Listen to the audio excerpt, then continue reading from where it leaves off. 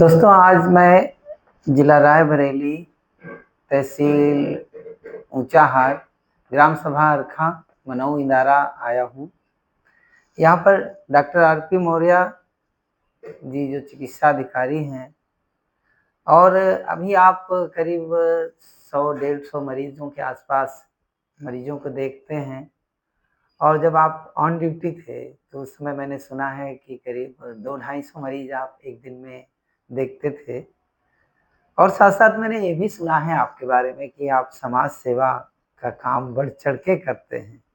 आपका शिवमंगल मौर्य के नाम से इंटर कॉलेज है और सुंदरा देवी फार्मेसी कॉलेज भी आपका चल रहा है और भी कई इंटर कॉलेज के आप अध्यक्ष हैं। और समाज सेवा का आपका जो काम चल रहा है और विपश्यना, ध्यान, बहुत सारी चीज़ें आपके जीवन से जुड़ी हुई हैं। मैं आपसे कुछ बातें जानना चाहता हूँ कि आज का जो समय है, इस समय की जो खान-पान के जो चल रहा है, दूषित खान-पान, दूषित रहन-सहन और इस बीच में नई-नई बीमारियाँ जन्म ले रही लोगों के अंदर में, नए-नए रोगों से लोग ग्रसित हो रहे हैं। इसका कारण क्या हो सकता है? इसका निदान कैसे कैसे आदमी स्वस्थ रहे? इसके बारे में मैं आज आपसे कुछ चर्चा करने वाला हूँ, चर्चा करना चाहता हूँ। उसके बारे में हम सब लोगों को सलाह दें, कुछ निर्देश दें आप। देखिए, बीमारियों के जो कारण हैं, हुँ, वो 1-2 कारण तो है नहीं। जी। हर बीमारी के अलग-अलग कारण होते हैं। हुँ, जैसे इन्फेक्शन हो गया, जी। तो भी बीमारी आ जाएगी। अब वो किस टाइप का इन्फेक्शन है? हुँ, बैक्टीरियल है, बैक्टीरिया में जैसे ट्यूबरकुलोसिस है, हुँ, तो ये बैक्टीरियल इन्फेक्शन है। वायरस हुआ, इससे भी इन्फेक्शन होता है। जैसे अभी आपने एचआईवी वगैरह है और ये कोरोना टाइम में आपने देखा, जी, ये जी। सब वायरस की थी। हुँ, और पोलियो है, ये बहुत सारी बीमारी पहले स्मॉल पॉक्स हुआ करती थी, ये सब हुँ, वायरस से ही उत्पन्न हुई थी। जी, इसी तरह फंगल इन्फेक्शन हो जाते हैं, हुँ, जैसे रिंगवर्म वगैरह होते हैं, जी, तो जी, ये सब फंगल इन्फेक्शन की वजह से ही जी, होते हैं। या पैरासाइट, अच्छा। जैसे बच्चों के कीड़े हो गए पेट में। हाँ, अब हाँ। कीड़े की तो वैरायटी बहुत होती है। जी, जी, तो ये हर एक ही बीमारी एक ही तरह से नहीं होती है, वो कई उसमें कारण होते हैं। जी, तो ये तो इन्फेक्शन हो गया। जी, अब जैसे मान लीजिए आपको किसी ऐसे स्थान पर रह रहे हैं, वो स्थान जो अ, आपके लिए सूट सूट नहीं कर रहा है, हाँ, हाँ। तो उसमें क्या होगा? बीमार होंगे, जी, जी। प्रदूषित वातावरण है, मतलब शुद्ध अब हवा उस नहीं मिल शुद्ध हवा रही नहीं मिल है, रही शुद्ध है। खान-पान नहीं हो हाँ, रहा है। तो उसमें रहने पर निश्चित है कि बीमारी बहुत कंजेशन है, मतलब भीड़-भाड़ एरिया है। हाँ, अब वो एयर नहीं मिल रहा है, एक-दूसरे से कॉन्टैक्ट हो रहा है, तो ये रहन-सहन का भी मतलब बड़ा शुद्ध प्रभाव शुद्ध पड़ता हवा है। का नहीं मिल जैसे पा रहा है। बीमार आदमी के पास आप रहेंगे, तो हाँ, निश्चित है कि बीमारी तो लगना ही लगना है। जी, जी, जी। तो इस तरह से आपका न्यूट्रिशन, हेल्थ, मान लीजिए प्रॉब्लम है कि आपको ठीक से डाइट नहीं मिल रही, जी, जी। ये भी एक बहुत आजकल तो बहुत बड़ा कारण है। जी, जी। तो ये सारी की सारी चीज़ें होती हैं, हाँ, जिनसे कि बीमारियाँ होती हैं। हुँ, लेकिन मेन चीज़ जो है, हुँ, वो ये है कि हम इससे बच तो नहीं सकते। इस संसार में ना तो वायरस को कोई ख़त्म कर सकता है, जी, ना बैक्टीरिया को कोई ख़त्म कर सकता है, जी, ना पैरासाइट को ख़त्म कर सकता है, क्योंकि ये जो चीज़ नेचुरल होती है, वो कभी ख़त्म होती नहीं है। जी, जी। हम इससे बचाव कर सकते हैं। किस तरह से? तो बचने का जो मेन चीज़ है, हाँ, वो है कि हम अपनी इम्यूनिटी को बढ़ाएँ। जैसे हम मेडिकल टर्म में इम्यूनिटी बोलते हैं। आम भाषा में आप उसको रेज़िस्टेंट पावर कह सकते हो, और क्योंकि बीमारी ऐसे नहीं होती है। जी, जी। एक ही जगह पर 10 लोग हैं हाँ, और उसमें से अ, 6 लोग बीमार हो गए, 4 बच गए। हुँ, अक्सर ऐसे देखने में मिलता है। हाँ, अभी आपने कोरोना पीरियड में भी बहुत देखे होंगे जी, कि एक घर में 10 लोग थे, एक ही प्रभावित हुए और 2 ही हुए, बाकी लोग नहीं हुए। जी, जी। तो जबकि वो कॉन्टैक्ट में थे, हाँ, तो ऐसा क्यों हुआ? इसलिए कि बाकी लोगों की जो रेजिस्टेंट पावर थी, वो इम्यूनिटी थी, वो स्ट्रांग थी। जी वो उस वायरस को अपनी बॉडी पर अटैक होने से अपने को बचा लिए। जी जी इसकी वजह से वो बच गए। जी तो सबसे ज़्यादा ज़रूरी है कि हम अपनी बॉडी को इम्यून करें, अपने इम्यून सिस्टम को बढ़ाएँ, जी जी रेजिस्टेंट पावर को बढ़ाएँ। ये होना चाहिए। आप इसको यूँ कह सकते हैं कि एक उदाहरण देकर के हम आपको बता दें। हाँ, जैसे आप वो एक ब्रेड ले लीजिए, ब्रेड का टुकड़ा। जी जी प्रैक्टिकल करने का तरीका बता रहे जी हैं। जी आप ब्रेड का टुकड़ा ले लीजिए जी और एक स्थान पर दोनों को रख दीजिए। एक को सूखे में रखिए, ड्राई ही जी जैसा आता है, हाँ और दूसरे को आप पानी में डिप करके रख दीजिए। एटमॉस्फेयर एक ही हो हाँ हाँ और दोनों को रख दीजिए। एक सूखा रहेगा और और दूसरा एक गीला रहेगा। गीला रहेगा। जी आप देखेंगे कि जो गीला है, हाँ उसमें फंगस लग गया। आप 2 दिन बाद देखिएगा तो उसके ऊपर एक भूरा कलर जी जी जी आ जाता है। जी जी जी तो वो कहाँ से आया? ब्रेड दोनों है, जी जी एक सूखी एक गीली। एक गीली। तो कास्टिक फैक्टर क्या हुआ यहाँ पर? यहाँ पर जो पानी है, हाँ उसने और वो ब्रेड दोनों मिल करके हाँ उस फंगस को ग्रो करने में मदद किया। जी जी फंगस तो एटमॉस्फेयर में होता ही है, वो उससे बचा नहीं जा सकता है। जी लेकिन एक को नहीं प्रभावित किया, दूसरे को कर दिया। प्रभावित कर दिया। तो ये क्यों हुआ? वो इसलिए हुआ जी कि आपका जो उसमें पानी है, हाँ वो हाँ कास्टिक फैक्टर हुआ। मतलब वो तो कारण बन गया। कारण बन गया। तो जी हमें जी उन कारणों को दूर करना है, हाँ जिनकी वजह से बीमारी होती है। जी जी जी तो करना क्या है? क्या करना है? हमको अपने रेजिस्टेंट पावर को अच्छा मतलब मजबूत अपनी करना है। इम्यूनिटी पावर को बस बढ़ाना है। हाँ, इम्यूनिटी बढ़ाना है। अच्छा यही यही मेन चीज़ है, जिस पर कि आदमी अगर करता है, तो स्वस्थ रहेगा। अच्छा तो उसके लिए क्या करना चाहिए कि हमारा वो पावर कैसे बढ़े? हाँ, ये बहुत ही महत्वपूर्ण आपका हाँ प्रश्न है जी जी कि इसके लिए करना क्या चाहिए? जी जी देखिए, सबसे बड़ी चीज़ तो यह है कि ज़्यादातर बीमारियाँ हाँ मानसिक मेंटल प्लेन से ही उत्पन्न होती हैं। जी शरीर पर वो बाद में प्रभावकारी होती है, लेकिन सबसे पहले वो अपने बॉडी के अंदर जो वाइटल फोर्स होता है, पहले उसको प्रभावित करती है। अब जब वो बीमार होता है, तो आदमी भी बीमार हो जाएगा। तो हमें अपने मेंटल प्लेन को हेल्दी बनाना है। अच्छा तो इसमें सबसे पहला काम होगा कि हम हमेशा पॉजिटिव सोच रखें, नेगेटिव नहीं रखें। अगर हम पॉजिटिव सोच रखते हैं, नेगेटिविटी हमारे अंदर नहीं आती है, तो हम बहुत सारी बीमारियों से अपने आप बच जाएँगे। देखिए मैं थोड़ी सी बात को इसी में ही जोड़ना चाह रहा हूँ कि जैसे हम कोई भी चीज़ें खा रहे हैं, खाते हैं जो भोजन में जो कि दाल चावल रोटी सब्जी एनीवे कोई भी चीज़ है, तो उनमें जो ऊर्जा मिलती है तो उसमें सबसे मतलब मेन आपका कहना मुख्य रोल है कि हमारी सोच उस भोजन के प्रति कैसी है? क्या आप उसके प्रति भोजन के प्रति कैसा भाव रखते हैं? नहीं, ये तो है ही है कि हाँ, देखिए, खाना कुछ भी हो, अच्छा, लेकिन जब आपके सामने वो आ जाए, जी, तो हमेशा पॉजिटिव थिंकिंग करके ही खाना चाहिए जी, जी, कि ये अच्छा नहीं है, ये मन के अंदर ये कभी भाव नहीं लगना।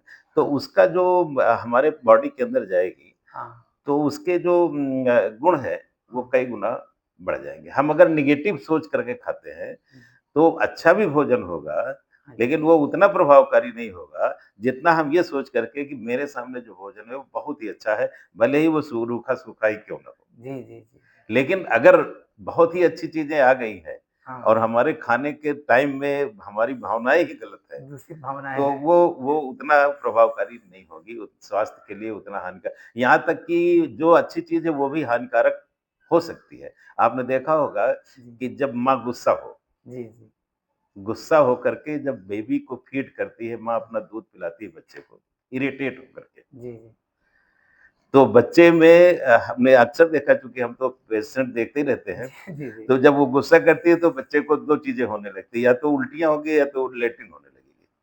अच्छा, जब ये गुस्सा होकर ये के ये हमारा अपना जो हमने एक्सपीरियंस देखा है। अच्छा, अच्छा, तो बच्चे को फीडिंग कराते समय आपकी मानसिकता कैसी है, ये बच्चे के अंदर जा रहा है। जी जी यद्यपि वो अबोध है, अभी उसको कुछ मालूम नहीं है, वो लेकिन हमारे अंदर जो है, मतलब हमारे जो जो इमोशंस हाँ, हैं वो सीधे-सीधे वो उसमें सीधे जा रहे बच्चे के अंदर प्रवेश कर रहे हैं। हैं।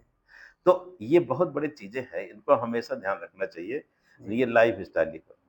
तो दूसरी चीज़ ये है कि हम अपने मन को कैसे स्ट्रॉन्ग करें? जी जी हम एक्सरसाइज़ करें, जी बॉडी को स्ट्रॉन्ग करने के लिए, जी योग कर लें, प्राणायाम कर लें। तो इससे क्या होता है कि वो हमारी वाइटैलिटी जो है वो स्ट्रॉन्ग रहेगी हमेशा। चलिए मन हमेशा कंट्रोल में रखें, भागने नहीं पाए इधर-उधर। तो ये अगर मन स्थिर है, हम्म, तो बीमारी तो अपने आप दूर रहना ही रहना है। जी जी तो ये बहुत सारी ऐसी चीज़ें हैं जी जिनको करके हम बीमारियों से बीमारी बच से सकते मुक्त हो सकते हैं। चलिए बहुत अच्छा है आपने जो सवाल जो मैंने प्रश्न किया कि आप आपका मतलब स्वस्थ रहने के लिए अच्छी सोच बनाएं और जो हम चीज़ें ले रहे हैं उन चीज़ों के प्रति पॉजिटिव सोचें, उससे हम स्वस्थ रह सकते हैं। और डॉक्टर साहब हम आगे आपसे एक सवाल पूछेंगे। मैंने सुना है कि आप भी अध्यात्म के क्षेत्र में काफ़ी विपश्यना वगैरह करते हैं, ध्यान करते हैं, मेडिटेशन करते हैं और आपकी काफ़ी रुचि है, मतलब अध्ययन काफ़ी, आप इतना बिज़ी होने के बावजूद फिर भी आप, हमको तो आश्चर्य होता है कि आप इतना समय कैसे मतलब इस व्यस्ततम लाइफ़ के अंदर फिर भी आप स्वाध्याय मतलब पढ़ाई भी कर लेते हैं। तो आध्यात्म की में आपकी रुचि है, तो उसके बारे में आप क्या कहना चाहेंगे? अध्यात्म की रुचि, इतना सब कुछ आदमी के पास पैसा हो जाता है तो वो भूल जाता है और आप इतनी हैं। देखिए आध्यात्म में रुचि। अ, यहाँ पर आने का मतलब ये इस संसार में हाँ, ये जो फिजिकल हम लोग देख रहे हैं कि ये सारा एसेट्स है, सब कुछ है। जी, जी। अ, लेकिन ये इतना ही काफ़ी नहीं होता है। जब तक हम अध्यात्म से नहीं जुड़ेंगे, जी, तब तक हम पूर्ण नहीं हो सकते हैं। ये हमारा अपना अपना हमारी अपनी मान्यता है, हम सोचते भी यही हैं। और क्योंकि ये जो अध्यात्म है इसका जो संबंध है वो सीधे माइंड से है। माइंड से इसका संबंध। हम अगर इस तरफ रहते हैं तो माइंड जो है वो भागने नहीं पाता, डाइवर्ट नहीं होने पाता है। और जब माइंड इधर-उधर जाएगा नहीं, हुँ, तो निश्चित है कि आपकी जो लाइफ है, वो हमेशा अच्छी रहेगी। ज़्यादा इधर-उधर की सोचेंगे नहीं, क्योंकि बीमारियाँ तभी आती हैं, जब आदमी बहुत सारी चीज़ें उसके मन के अंदर चलती रहती हैं, सोचता रहता है, माइंड में कॉन्फ्लिक्ट चलता रहता है, तो ये चीज़ें होती रहती हैं। जी। तो अगर हम इस साइड से रहते हैं, मान लीजिए साधना करते हैं, हुँ, क्योंकि हम हर साल विपश्यना करने जाते हैं 10 दिन के लिए। अच्छा। हमारा चाहे जितना खर्चा हो, लेकिन मैं 10 दिन ज़रूर निकालता हूँ। साल में 10 दिन हाँ, का 10 टाइम दिन का निकालता समय हूँ। निकालता हूँ जी। और वो 10 दिन जो है हुँ, वहाँ पर आप जानते हैं कि आप 10 दिन बोल नहीं सकते हैं। अच्छा मतलब। पूरा एब्सोल्यूट मौन रहते हैं जी, जी। और यहाँ तक कि और जो साधक रहते हैं, आप उनसे आँख नहीं मिला सकते हो। मतलब आई आई कनेक्शन भी नहीं। कॉन्टैक्ट नहीं हो सकता। अच्छा, अच्छा। आपको सिर्फ़ अपने कार्य को करना है, साधना करते समय साधना करना है या भोजन करते समय भी आपको सिर्फ़ अपना देखना है। तो आप 10 दिन तक जब इंट्रोवर्टेड हो जाते हैं, अंतर्मुखी हो गए, जी, जी। तो बॉडी के अंदर बहुत सारे परिवर्तन अपने आप होने लगते हैं। वैसे तो हम शाम को 1 घंटे उस मॉर्निंग में 1 घंटे ज़रूर करते हैं। तो 4 से 5 हमारा निश्चित है, जी। वो हम किसी को नहीं देते हैं। वो मुझे 4 से 5 मतलब 1 घंटा बैठना ही हाँ, बैठना है। हमें तो ये इससे बड़ा काफ़ी मतलब कुछ उसमें राहत आप मिलती है। जो करते हैं 1 घंटा बैठते हैं, तो उसमें ख़ास क्या आप उसमें जो मेडिटेशन करते हैं, ध्यान करते हैं, उसके बारे में आप बताएँ? देखिए इसमें 3 चरण होते हैं। जी। भगवान बुद्ध की ये साधना है और उन्होंने पूरे एक तरह से धम्म को आप उन्होंने 3 भागों में डिवाइड किया है। जी, सील, समाधि और प्रज्ञा। जी। तो सील जो 5 होते हैं, पाणातिपाता, वेरमणि, सिक्खापदम, समाधियाम, यानी कि जीव हत्या नहीं करना है। अदिन्यादाना वेरमणि सिक्खापदम समादियाम, चोरी है, डकैती है, जबरदस्ती लेना, ये सब नहीं करना है। जी जी कामेश मिथ्याचारा वेरमणि सिक्खापदम समादियाम, व्यभिचार से दूर रहना है। जी मूषावादा वेरमणि सिक्खापदम समादियाम, झूठ नहीं बोलना है, चुगली नहीं करना है, बुराई नहीं करना है। और सुरा मेरे मज पमादत ठाना वेरमणि सिक्खापदम समादियाम, यानी कि आप सुरा, नशीली चीज नशीले पदार्थ, किसी ऐसा कोई भी पदार्थ जो मन को विकृत करता हो, नहीं सेवन करना है। जी जी तो ये 5 सील होते हैं। ये 5 सील बहुत महत्वपूर्ण है। जी जी व्यक्ति अगर सिर्फ इन 5 सीलों को ही धारण करे और कुछ करे या न करे, तो जीवन में उससे वो 90% बीमारियों से और 90% परेशानियों से अपने आप बच जाएगा। अपने आप मुक्त रहेगा। और कुछ करता है या नहीं करता है, जी ये जी सिर्फ 5 सील ही धारण कर ले, जी जी जी तो 90% परेशानियां उसकी अपने आप खत्म हो जाएंगी। ये भगवान बुद्ध ने इसको ऐसे ही नहीं किया, ये बहुत अनुभव से उन्होंने इन चीजों को आविष्कार करके दिया है। जी और इससे इतने लोग लाभान्वित हो, भविष्य पूर्व में हुए जी और आज भी हो रहे हैं। तो उन्होंने जो कॉन्सेप्ट दिया है जी जी वो मानव कल्याण के लिए दिया है। जी जी जी इसका जो दूसरा है आनापान, जी जी जिसको हम समाधि भी कह सकते हैं। जी पाली भाषा में भगवान बुद्ध ने आनापान दिया था इसको, उसे समाधि ही है। हाँ समाधि का मतलब मन को कंट्रोल करना। जी तो मन जो भागता है, जी क्योंकि मन जो है 1 सेकंड भी स्थिर नहीं रहता, उसका स्वभाव ही है भागना। जी वो भागता ही रहेगा। अगर, क्योंकि वो उसका काम ही मनन करना, चिंतन करना, सोचना, ये उसका नाम ही इसीलिए रखा गया, मन ही रखा गया। जी तो उसका काम भागना होता है। लेकिन अगर हम उसको स्थिर कर लें तो बड़ा काम का है।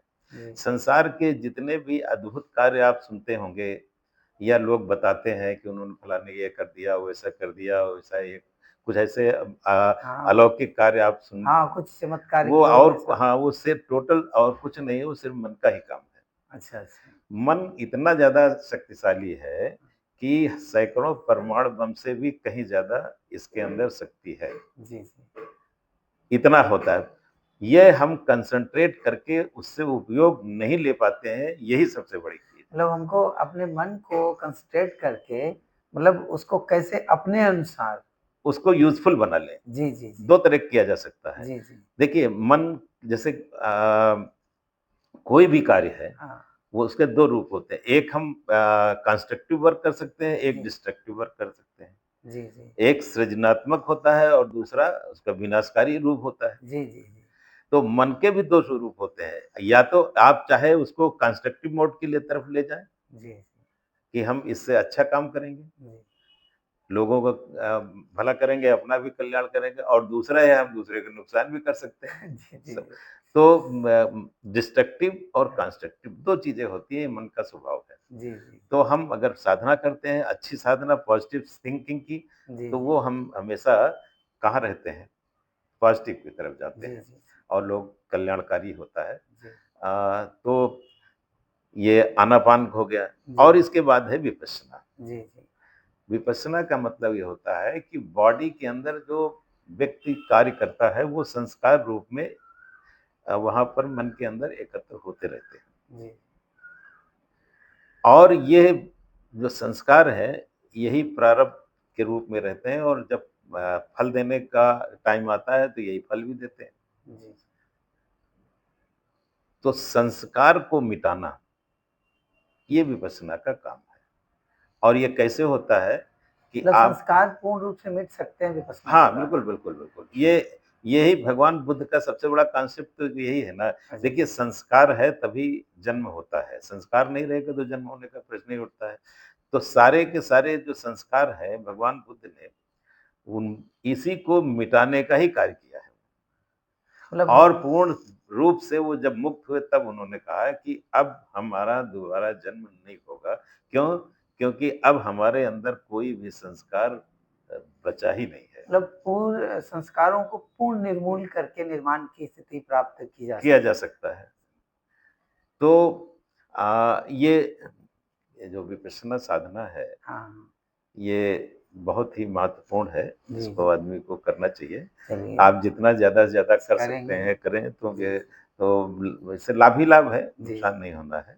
तो मतलब भगवान बुद्ध की विपश्यना आपने जो बताया कि पंचशीलों के बारे में, विपश्यना के बारे में और प्रज्ञा और शील समाधि के बारे में बताया।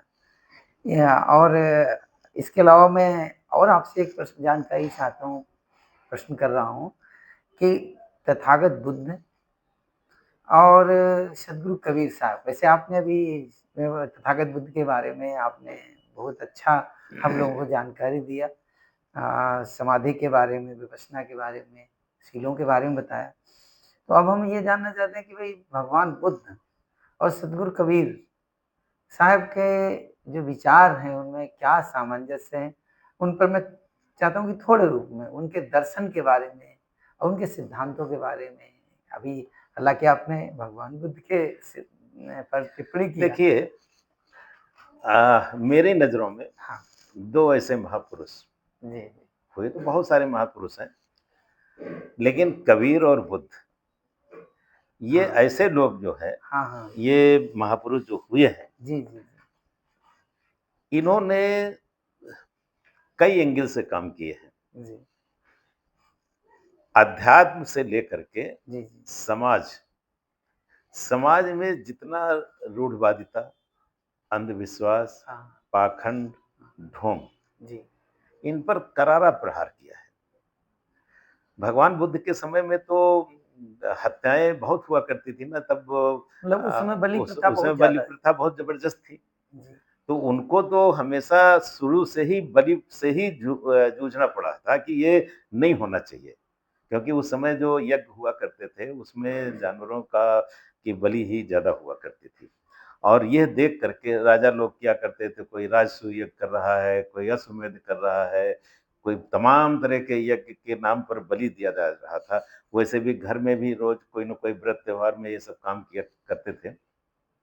तो उनका पहला फोकस जो था वो हत्या पर ही था, और इसीलिए उन्होंने 5 शीलों में सबसे पहले इसी को रखा है कि पाणाति पाता मे रमणी सिक्खापदं समाधियां, हत्या नहीं करना है। मतलब बलि को रोकने पहला के लिए पहला काम उन्होंने उन्होंने किया है। पहला फ़ोकस किया हाँ, कि मतलब बलि प्रथा को खत्म किया खत्म जाए, किया जाए, रोका जाए रोका इसको। जाए, और जी, उसमें वह सफल भी हुए। जी, जी, राजाओं के यहाँ वो उनके शिष्य हुए, और वो उन्होंने अपने यहाँ राजाज्ञा लागू किया कि नहीं, बलि नहीं होगी। तो इस तरह से वो बहुत सफल भी हुए। अच्छा, वैसे हिंदू समाज में जो आज चलन में है, देखा जाए कि जो इस्लाम है एक कट्टर अपनी जगह पे, वो अब आज भी बकरीद के नाम पे मतलब वो एक उसी जगह खड़ा हुआ है। लेकिन जो जिसको हम हिंदू कह रहे हैं, जो आज हिंदू कह रहे हैं मतलब भगवान बुद्ध की उस श्रृंखला से, तो या बौद्धिस्ट कहें तो मतलब उनमें आज कहना चाहिए बहुत कम मात्रा में मतलब है, तो कहीं-कहीं चल रहा है। लोग कहीं-कहीं भावना ग्रसित हैं, लेकिन आज कम है, क्या उसी का नहीं, नहीं, ही। वो बिल्कुल, बिल्कुल। ये सही है कि हाँ, ये इसका जो इनिशिएटिव लिया था, वो भगवान बुद्ध ने ही लिया था। अच्छा। और शुरुआत में उन्होंने जब इसको शुरू किया तो विरोध तो झेलना ही होता है, जी, क्योंकि जी। जो किसी चीज़ में परंपरा में है तो उसको जल्दी से नहीं, लेकिन चूँकि अब उनका प्रभाव इतना था, उनके कार्य ऐसे थे कि सारे लोग डाइवर्ट होते चले गए, जी। और अंत में काफ़ी इससे लोगों का जीव मात्र की दया, मनुष्य मात्र नहीं था। उन्होंने आजकल तो मानवाधिकार चलता था ना, जी, जी, जी। तो वो पूरे जीवाधिकार की बात करते थे। अशोक, हाँ। सम्राट अशोक जीवाधिकार की बात करते जी, थे। जी, जी। ये सब जो लोग थे वो पूरे जीवों की बात करते थे, एक जी, मनुष्य की नहीं करते थे। जी, जी। तो कबीर साहब और भगवान बुद्ध, हाँ। ये दोनों लोग जो थे, पाखंड, अंधविश्वास, ये वैज्ञानिक दृष्टिकोण के वाले लोग थे। इनको जी, हटा करके वैज्ञानिक दृष्टिकोण अपनाना और मन को कंट्रोल करना, ये दोनों लोगों का पूरा सिस्टम जो था वो मन के ऊपर ही था, कि मन को कंट्रोल करेंगे, क्योंकि यही सारी चीज़ों की जड़ है, अच्छे के भी और बुराई की भी।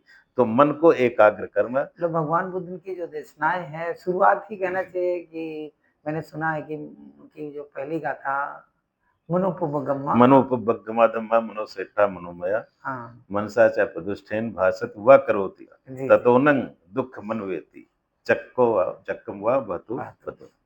तो तो ये पहली गाथा ही है धम्मपदम की। अच्छा। और इसीलिए देखिए भगवान बुद्ध ने वंदना किसी की नहीं किया है। अगर आप देखें, हाँ। आप अगर आप पढ़ें जी, जी। इनके ग्रंथ को, जी, तो जी। वंदना नहीं किया है। उन्होंने सिर्फ मन को ही कहा है कि आप कुछ मत करिए, किसी की पूजा नहीं करना है, किसी की आरती नहीं करना है। किसी अभी आरती दिखाने से, पूजा करने से, किसी को खुश करने से, तो एक तरह से हम उसकी वो कर रहे हैं, बटरिंग कर रहे हैं, या अपनी भाषा में जो भी आप कहना चाहें, हम खुशामद कर सकते हैं, खुशामद कर रहे हैं। इसकी जरूरत नहीं है। आप कुछ मत करो, सिर्फ मन को कंट्रोल करो, यही उनका मेन उद्देश्य है। जी, जी। यही इसी पर पूरा फोकस भी है। और इसीलिए देखिए हर कोई ग्रंथ लिखा जाता है तो पहले वंदना होती है। जी, जी। लेकिन आप दो महापुरुष ऐसे हैं, हाँ। तथागत बुद्ध और या सदगुरु कबीर साहब का जो बीजक है, उन्होंने मन के बारे में ई मन चंचल, ई मन चोर, ई मन शुद्ध ठगहार, मन के बारे में कहा। और दोनों महापुरुषों का जो ये तथागत बुद्ध की जो वाणी शुरुआत होती है धम्मपद, वहाँ भी कोई वंदना नहीं है। नहीं। और सदगुरु कबीर साहब ने जो बीजक लिखा, बीजक ग्रंथ बनाया, उसमें उसमें भी उन्होंने किसी हाँ, की नहीं, किसी मतलब की किसी नहीं। की वंदना वो या तो सीधे शुरू से ही उपासना, कर दिया है। हाँ, डायरेक्ट उन्होंने उन्होंने मतलब तो अंतर्मन की बात बस करी। अंतर्मन की बात की। तो दोनों लोगों का कॉन्सेप्ट एक ही है। हाँ जी। समय का अंतर है, कार्य दोनों लोगों का एक है। एक है। अब कभी-कभी क्या होता है कि जैसे एक शब्द का प्रयोग कबीर साहब ने किया, राम शब्द का। हाँ। लेकिन उन्होंने कह भी दिया है कि दशरथ सुत तीनों लोग पे के जाने, जाना, राम नाम का मर्म मर्म जाना। जाना। ये शब्द उन्होंने कह दिया ताकि लोग भ्रमित ना हो कि मैं किस राम की बात कर रहा हूँ। जी, जी। तो वो वही है, मन, या बाद में कुछ लोगों ने आत्मा भी कहा है। हाँ। बात वही है कि हम इसको कंट्रोल करें, इसी को हमको ठीक करना है। तो दोनों में कोई अंतर नहीं है, और वो सारे महापुरुष आदरणीय हैं, वंदनीय हैं, जिन्होंने समाज को सही रास्ते पर ले जाने के लिए काम किया, चाहे नानक साहब हो, चाहे हमारे रविदास जी हो, या और भी पश्चिम साइड के बहुत सारे ऐसे महापुरुष हुए हैं। जी, जी। तो ऐसा कोई भी देखिए संसार के सारे महापुरुष आदरणीय हैं। जी, जी। वो ऐसे लोग जिन्होंने समाज के लिए कुछ किया है, किसी कमिटी का हो, ऐसा नहीं है। हाँ। चाहे वो मोहम्मद साहब हो, या क्रिश्चियन का जो अपना उनका ईसा मसीह साहब, ये सब करुणामूर्ति लोग थे। इनके अंदर देखिए दया, करुणा, ये सब कितना होता है। आज भी देखिए क्रिश्चियन में ये मानना पड़ेगा कि ये लोग ज्यादा इस तरफ रहते हैं। तो हमारे नजरों में महापुरुष कोई भी खराब नहीं है। हाँ, ये बात अलग कि उनके फॉलोवर्स जो है उनको वो एग्रेसिव हो जाते हैं, मतलब वो दूसरी तरह से कि आप हमारे वाले को ही मानो, बाकी सब बेकार है। लड़ाई झगड़ा यही होती है, ये नहीं होना चाहिए। सारे संसार के सारे महापुरुष हैं, सारे पूरे संसार के सारे महापुरुष आदरणीय है, वंदनीय है। जी, जी, जी। अब जब जहां पर गड़बड़ी तब होती है जब आदमी कहता है कि इनका ये खराब है, मेरा ठीक है, यही गड़बड़ होता है। अरे भाई, जो भी अच्छी चीज है वो आप ले लीजिए, खराब चीज। जी, जी। डॉक्टर साहब, मैं अब आपसे एक आखिरी सवाल करूंगा। जो आजकल अंधविश्वास, पाखंड, दिखावा और ये सब चीजें, अभी तो आपने बलि पर भी बात करी और कबीर साहब के बारे में भी आपने चर्चा किया और तथागत बुद्ध के बारे में भी आपने किया। हमारे मन में एक ये जानकारी होने की जिज्ञासा हो रही कि अभी महाकुंभ हुआ, बड़े बड़े मेले लगे, मेले में बड़े बड़े धर्म गुरुओं ने लगाया, बड़ा बड़ा सब कुछ। तो ये दिन पर दिन इतना पूजा पाठ, इतनी भागवत, इतनी कथाएं, इतने सत्संग, इतना सब कुछ होने के बावजूद ये पाखंडवाद और ये अंधविश्वास की तरफ लोग क्यों इतना भागे जा रहे हैं, ये मेरे समझ में नहीं आ रहा। इस पर आप क्या कहना चाहेंगे? देखिए, आदमी जो होता है ये दो कारण से इस तरफ भागता है। पहला कारण तो यह है कि लालच। अच्छा, कि आप इनकी पूजा करोगे तो ये मिल जाएगी, इनकी करो तो ये मिल जाएगी, इनकी करोगे तो ये आपको आपको पुत्र प्राप्ति हो जाएगी, आप धन धान्य से परिपूर्ण हो जाएंगे, आपके बच्चे की नौकरी लग जाएगी, आपकी बीमारी खत्म हो जाएगी, आप बिल्कुल सुखी रहोगे।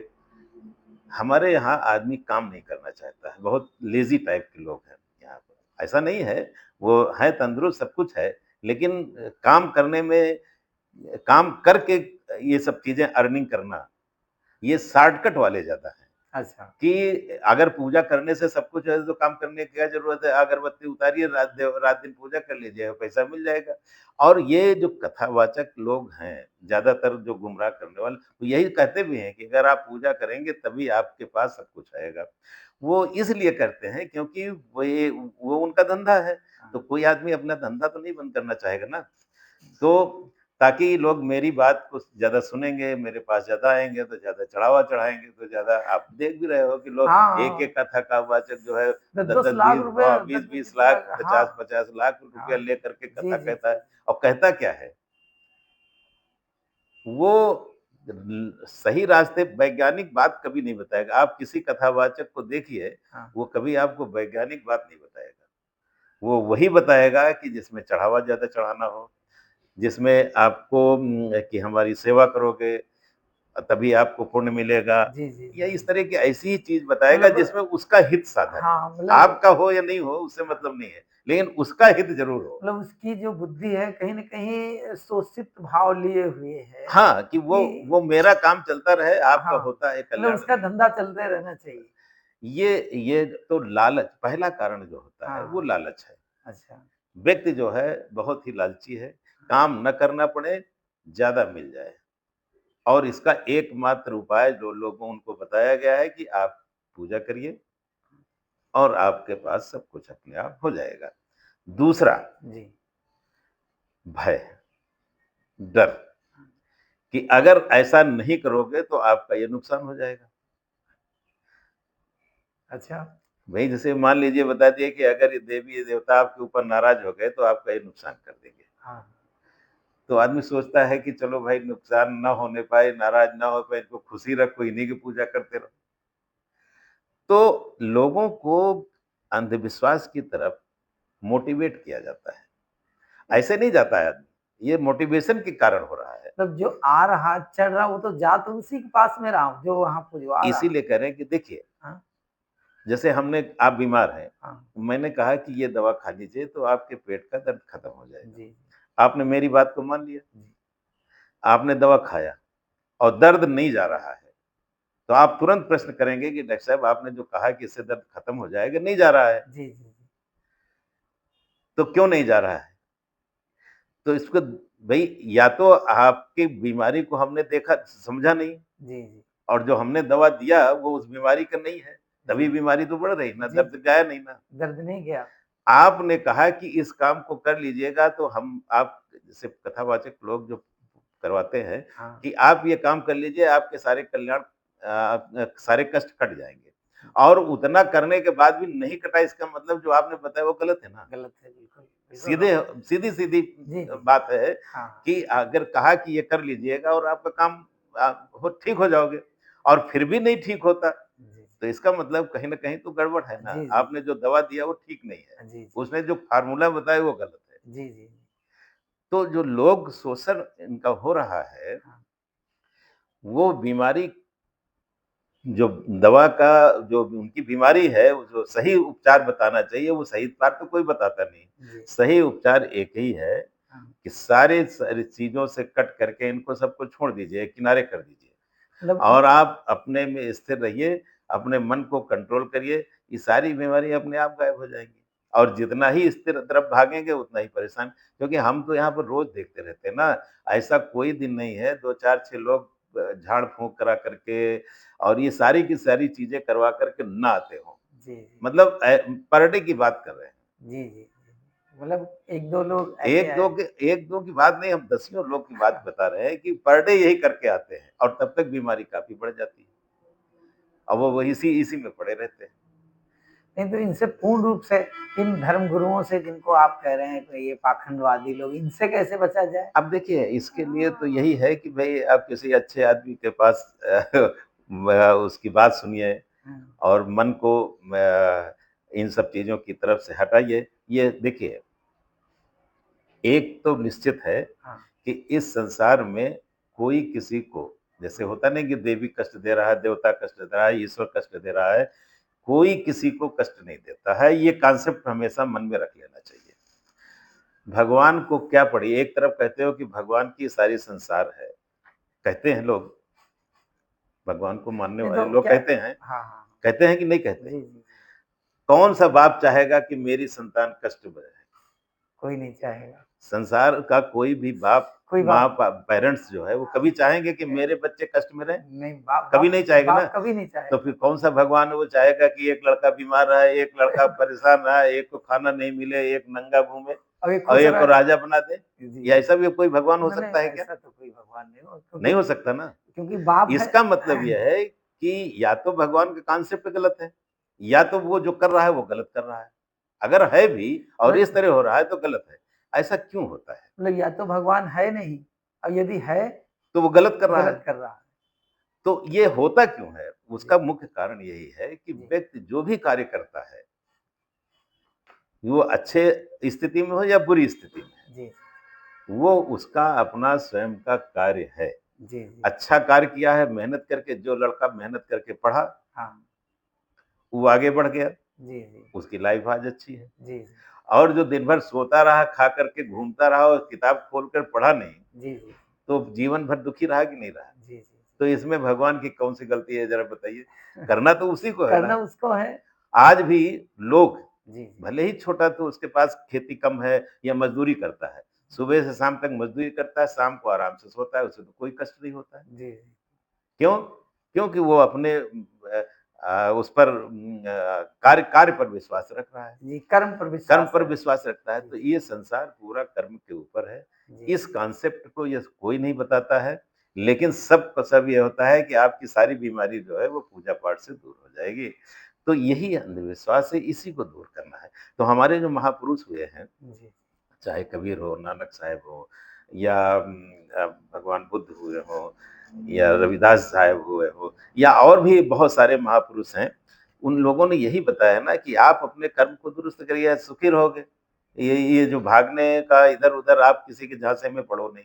सीधा-सीधा एक फ़ॉर्मूला है। जी जी जी। अब इसको आदमी नहीं समझ पाएगा तो कष्ट तो दुःख उठाएगा ना। चलिए डॉक्टर साहब, बहुत अच्छा लगा आपसे मिल करके। हम लोगों ने आपसे बहुत सारी अध्यात्म के बारे में, स्वास्थ्य के बारे में, समाज के बारे में हमने जानकारी प्राप्त की। आपको बहुत बहुत बहुत-बहुत धन्यवाद। साधुवाद, बहुत बहुत बहुत मंगल साय कामनाएं, साय बन और साय बन गई। साय फिर मिलेंगे।